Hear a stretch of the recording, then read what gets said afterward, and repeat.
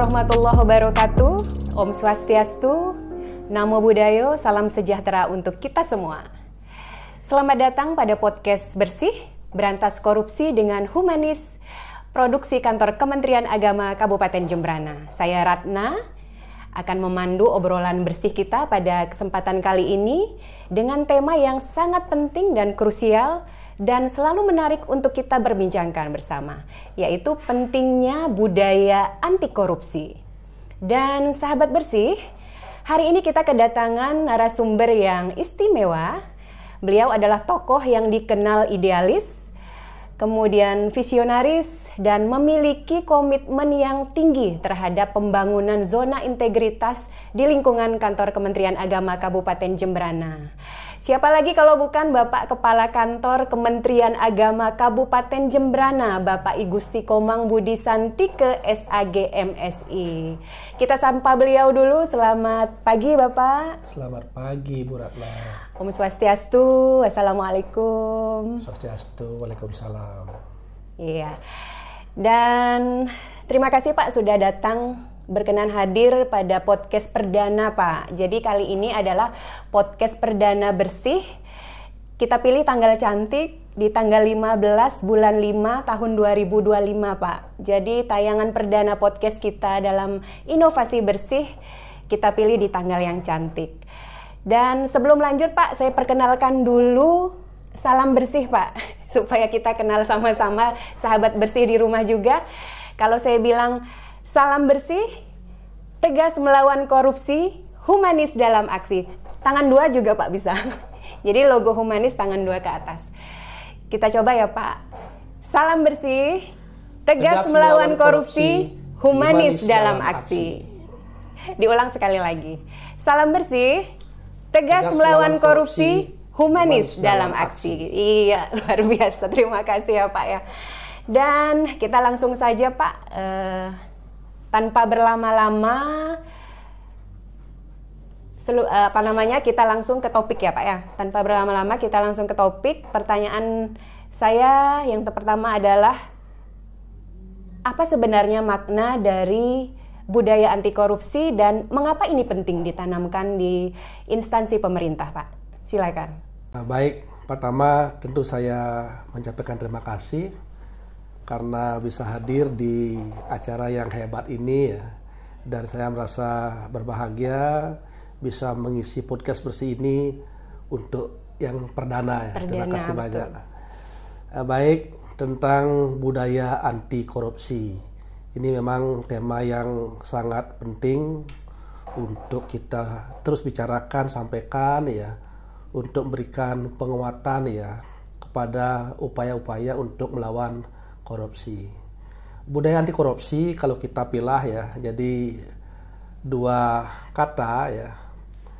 Jadi budaya dan anti korupsi. Budaya ya, kalau kita definisikan, budaya itu adalah suatu cara hidup ya. Oke. Cara hidup kemudian yang berkembang dan dimiliki oleh suatu komunitas, suatu kelompok masyarakat. Kemudian hal itu diwariskan secara turun-temurun. Itu budaya. Kemudian anti korupsi. Jadi anti korupsi itu adalah segala bentuk sikap, kemudian tindakan dan perilaku yang menentang segala bentuk tindakan korupsi. Jadi kalau kita tarik ya pengertian secara umum dari budaya anti korupsi, maka sesungguhnya budaya anti korupsi itu adalah suatu kesadaran kolektif ya. Kesadaran kolektif untuk menentang segala bentuk perbuatan tindakan anti korupsi. Dan ini tentu penting kita laksanakan sebab kalau kembali kita ke definisi budaya, jadi cara hidup ya, cara hidup. Dan cara hidup itu sendiri kalau kita bisa urai lagi terdiri dari apa? Cara berpikir, cara bersikap, cara berinteraksi itu. Jadi luas makna dari cara hidup ya, cara hidup itu. Nah, kemudian Berikutnya yang perlu kita garis bawahi tentang diwariskan secara turun temurun. Maka hal ini sangat penting ya. Coba bayangkan ya, kalau misalkan perilaku koruptif ini diwariskan secara turun temurun, ini kan amat susah ya. Betul sekali, Pak. Untuk apa? Untuk mengakhirinya, untuk memperbaikinya, maka sangat penting sekali ya melakukan pemberantasan korupsi melalui budaya anti korupsi. Kenapa budaya itu penting? Karena kalau korupsi hanya dilawan dengan aturan, biasanya itu kan formalitas saja gitu kan. Iya, betul. Tapi kalau sudah masuk ke budaya, jadi budaya, artinya kita membangun cara berpikir, cara bersikap gitu kan. Terus ini berkesinambungan ya, berkesinambungan. Dan itulah pentingnya mengapa kita perlu membangun budaya anti korupsi ya bagi bangsa kita ya. Utamanya bagi seluruh instansi-instansi pemerintah ya, untuk memastikan bahwa korupsi ya tidak menjadi penyakit ya yang diwariskan ya secara turun temurun ya di suatu instansi pemerintah. Saya kira itu, Bu Ratna. Iya. Menarik sekali, Pak.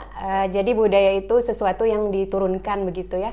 Jadi bukan sekedar takut dengan hukuman saja, Pak ya, budaya anti korupsi itu, tapi juga kesadaran dari dalam diri. Nah, menurut Bapak nih, apa tantangan terbesar dalam membangun budaya anti korupsi di instansi pemerintah, Pak? Saya kira tantangan terbesar untuk memberantas korupsi ya, atau membangun budaya anti korupsi itu terletak pada bagaimana kita merubah cara berpikir ya, mindset masyarakat ya, termasuk mindset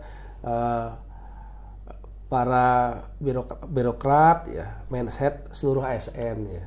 Dan selama ini saya kira kita ya, cara berpikir kita tidak produktif lah, saya sampaikan, untuk melawan korupsi.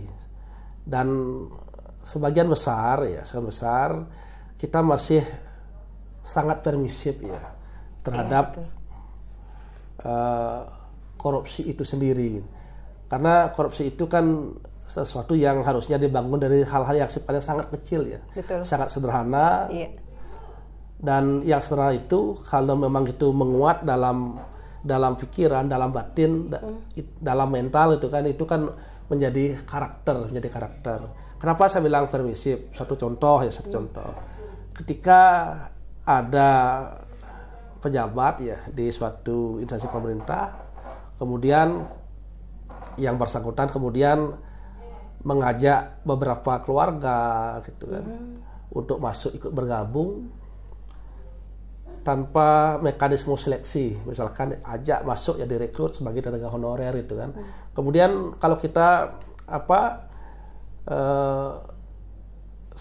tanyakan tanggapan lingkungan sekitar masyarakat, itu kan dianggap hal yang biasa. Oh, wajar lah gitu kan, karena beliau pejabat, kemudian wajar yang diajak direkrut keluarga terdekat misalkan kan gitu kan. Itu hal kadang-kadang kita masyarakat permisif gitu, dianggap hal yang biasa. Begitu.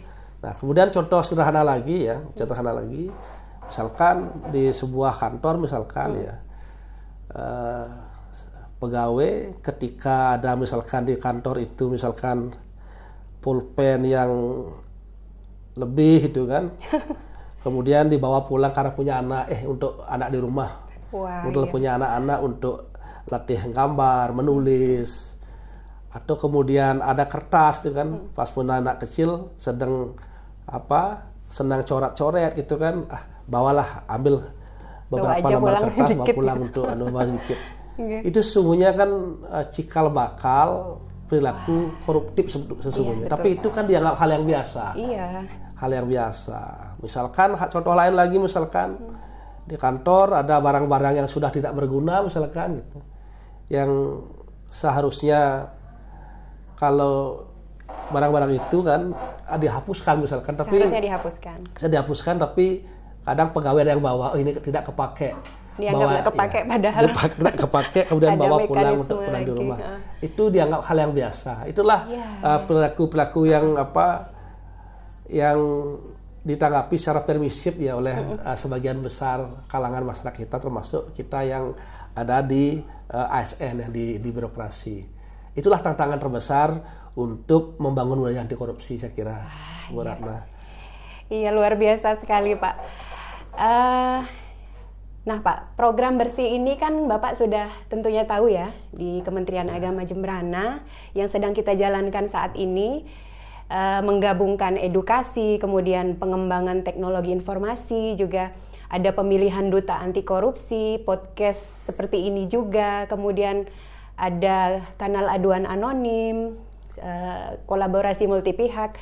Nah, menurut Bapak nih, sejauh mana pendekatan humanis bisa efektif dalam pengawasan dan pencegahan korupsi, Pak? Saya kira pendekatan yang humanis dalam melawan korupsi adalah sesuatu yang sangat baik dilakukan. Jadi langkah-langkah yang sifatnya soft ya, halus.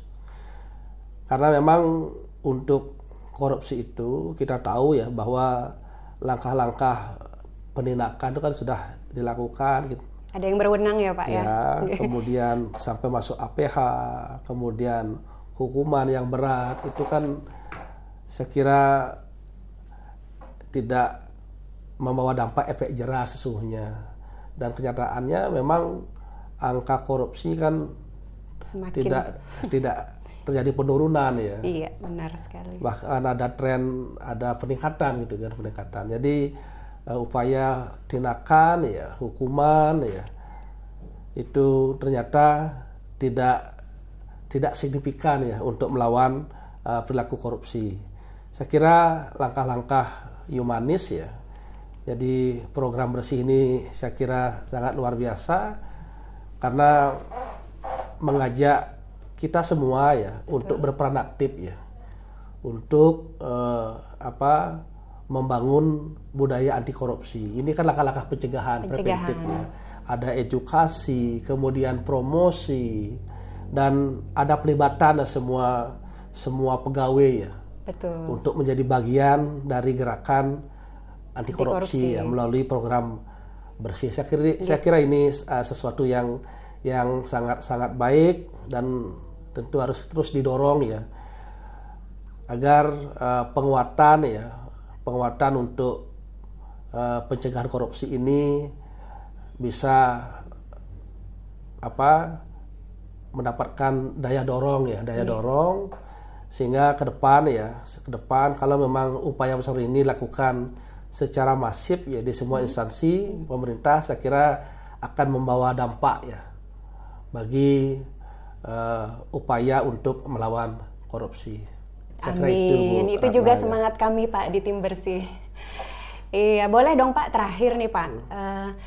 Pesan Bapak untuk sahabat bersih dimanapun berada, seluruh ASN tentunya di lingkungan Kementerian Agama, agar kita semua terus bisa meningkatkan integritas. Boleh Pak tipsnya, pesan-pesannya? Silakan. Ya, saya kira dari sisi regulasi, kemudian budaya kerja, semua kementerian lembaga, semua instansi sudah menetapkan ya budaya kerja ya. Nilai-nilai yang dibangun ya, nilai-nilai yang memang harus diterapkan di lingkungan kerja masing-masing. Dan kunci utamanya memang integritas ya.